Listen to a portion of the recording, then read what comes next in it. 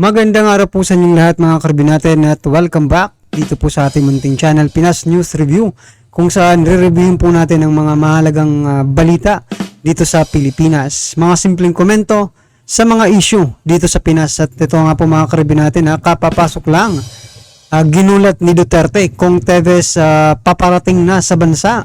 Remulla nagsalita na, digamo. Yan mga karbi natin, no? Ang ating papanoorin mula po rito kay Kabayan News PH. Nasa description po ang full video link ng balitang ito. Subscribe na po kayo kay Kabayan News PH. At kung bago ka pa lang at di pa po nakapag-subscribe sa ating munting channel, please don't forget to subscribe at i-click na rin po ang bell notification para updated ka po sa lahat ng ina-uploads nating reaction video.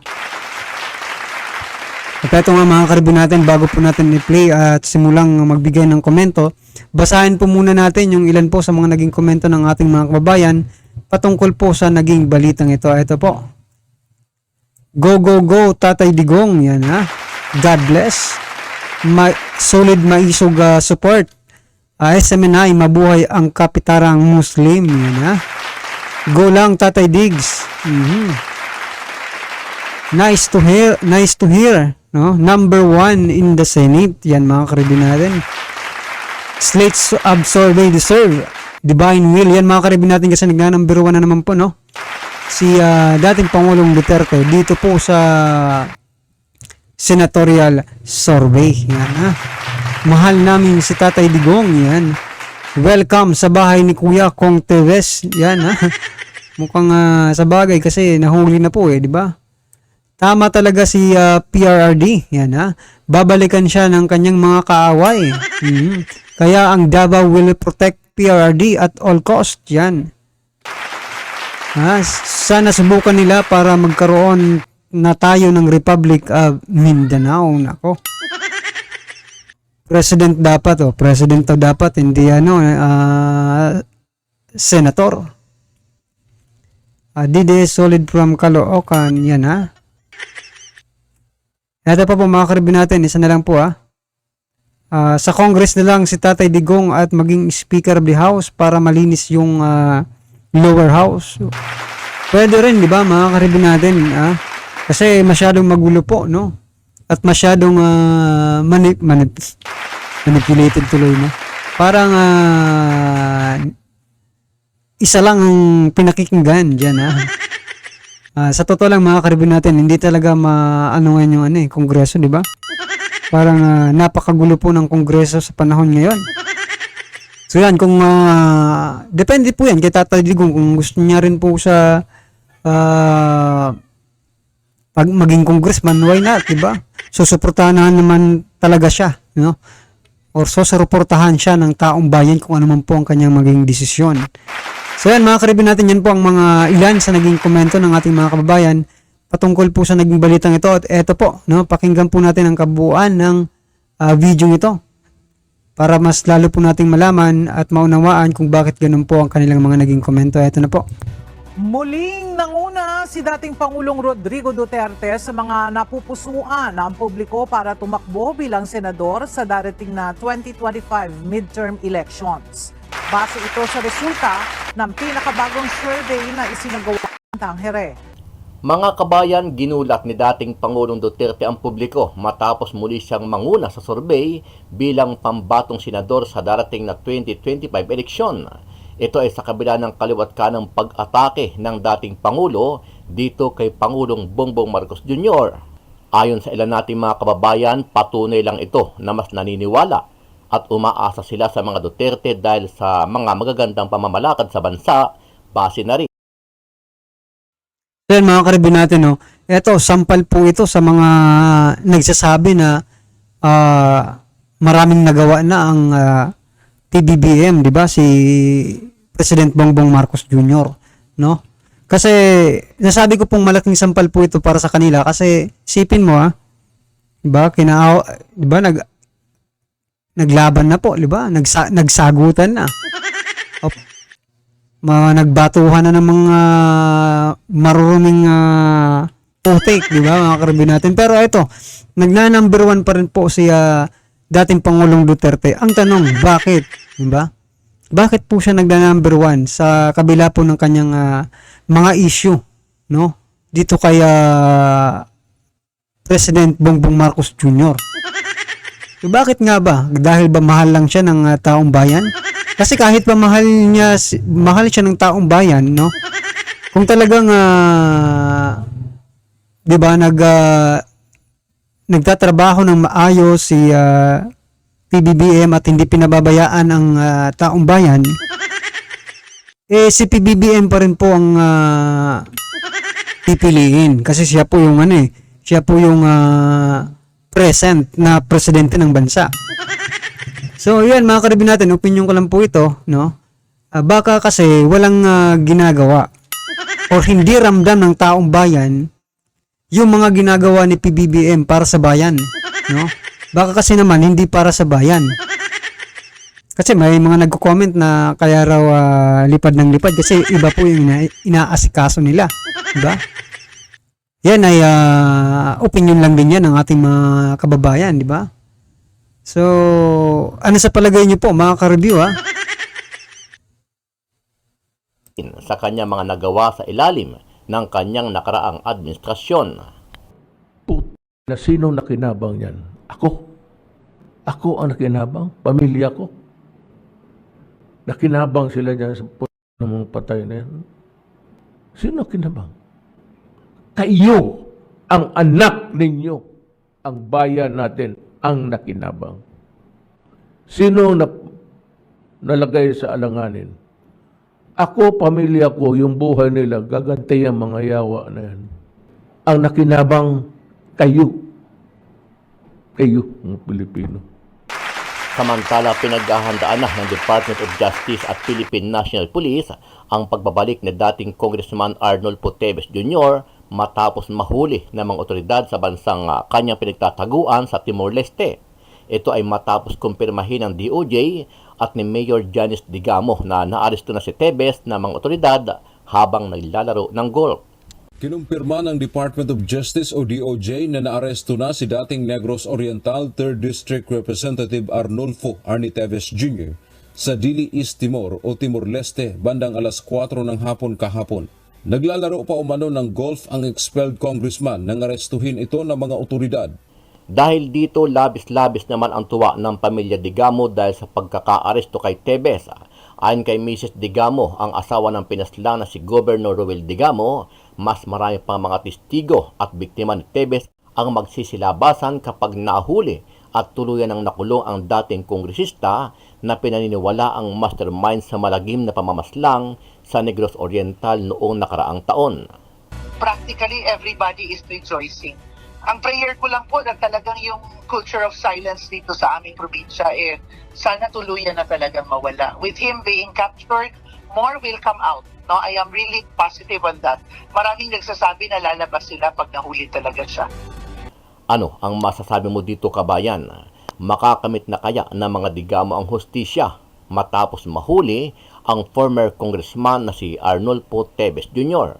Sama-sama nating panoorin ang buong video at pakicomment nyo po ang inyong mga reaksyon at sariling opinyon.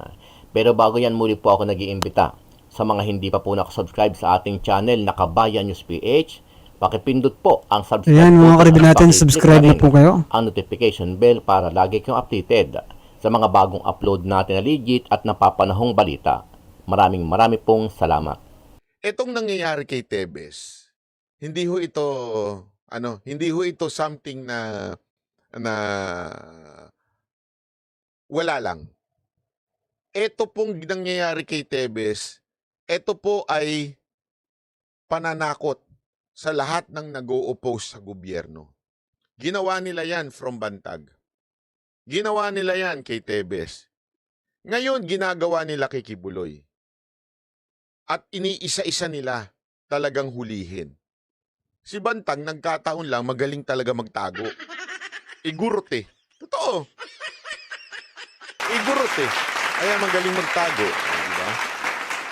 Si Teves, kita nyo naman, pinahuli na. Tapos si Kibuloy susunod. Eto pakinggan nyo na maigi to. Napakaganda ng paliwanag dito.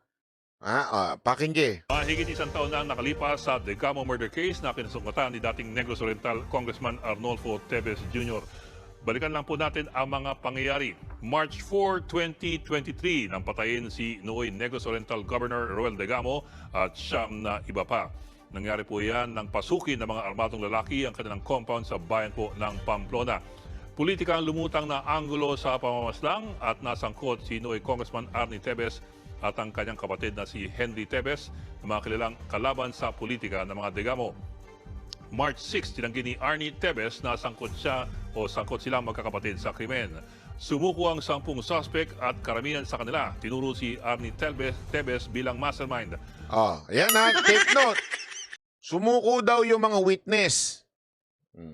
Nagkataon namang Parang yung witness nung kay Bantag na nagsalita na, hindi ko pala na-play dito yun, na nagsalita na pinilit lang siya. Okay? Ito naman, sumuko din yung 10 witness.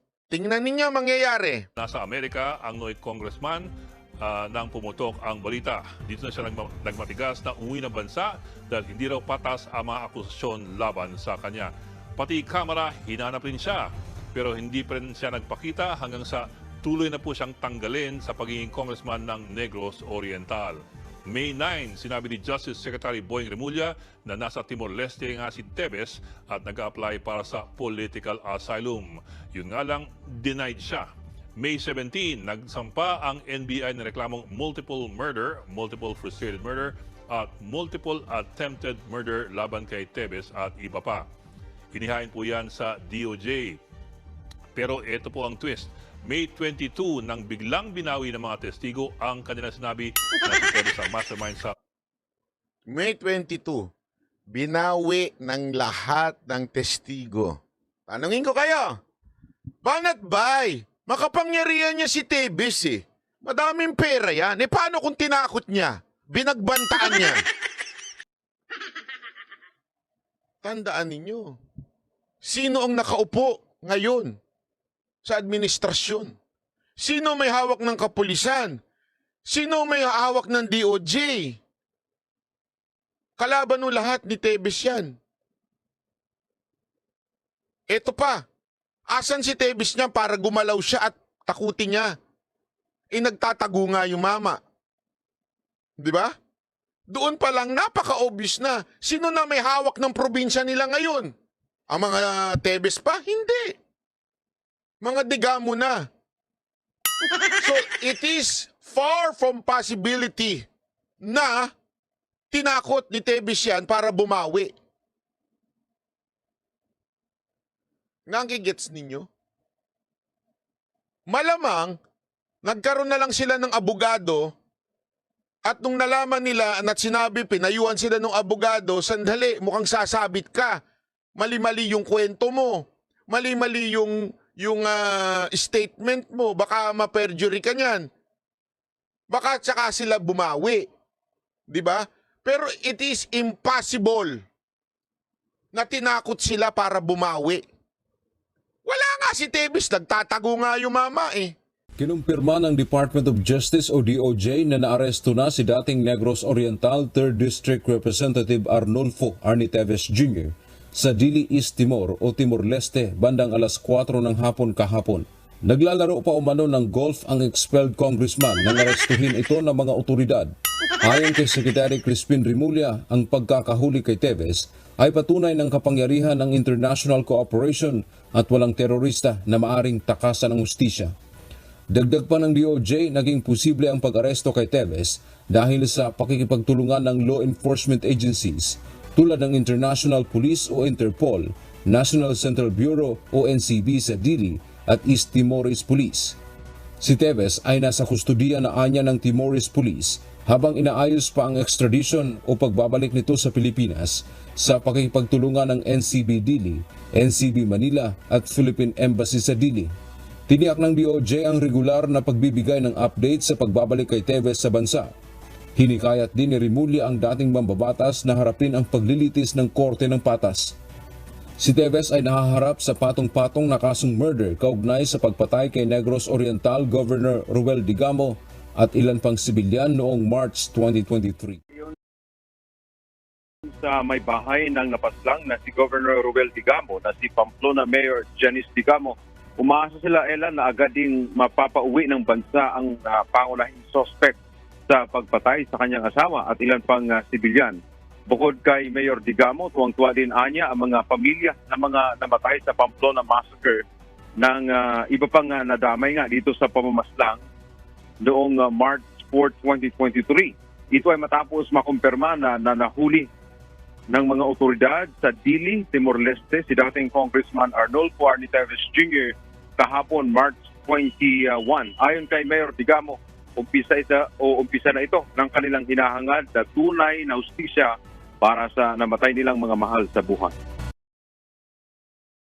Ayan mga karibin natin, kumpirmado na nga na yan, nahuli na nga si Congressman Teves dyan sa Timor-Leste, at inaasikaso na di umano ang kanyang pag-uwi dito sa Pilipinas. So yan, ayon sa palagay ninyo, makukuha na ba? Sino ba talaga? Di ba? Dito na talaga mag-start, di ba? Yung totoong pag-iimbestiga, di ba? Kasi tatanungin na yan eh. Pero alam naman natin na wala, di ba? Well, anyway, nasa korte na po yan kung mapapatunayan nila, di ba? Ng mga Digamo, no? Yung kanilang akusasyon dito kay dating Congressman Arnolfo Teves. Yan mga karibin natin, ano man po ang inyong reaksyon. Kanina nga pala, di ba, sa simula ng video, sabi po ni dating Pangulong Duterte na tayong lahat, no, ang nakinabang sa ginawa niya, no? At nilagay niya sa alanganin ang buhay ng kanyang pamilya dahil po sa kanyang paglilingkod sa ating bayan. Totoo po yan mga karibin natin kasi di ba napakarami po niyang nasagasaan, di ba, nung kampanya niya sa droga. Kung sa bagay wala talaga di ba? Talong-talo talaga yung mga kalaban ng gobyerno sa panahon niya. No, ang ano ko lang mga karibin natin bakit ngayon bumabalik na naman yung mga mahirap naman po magsalita mga karibin natin. Bumabalik na naman po sila sa negosyo. Sana po matugunan din po yan ng solusyon, no? Ng ating PBBM yan. Para at least, di ba, makontinue po yung pinaghirapan ni dating Pangulong Duterte. Yan mga karibin natin, ano naman po ang inyong reaksyon, komento patungkol po sa balitang ito, i-comment na po sa baba para at least alam po ng ating mga kababayan ang inyong pong nararamdaman patungkol po sa naging balitang ito. Alright?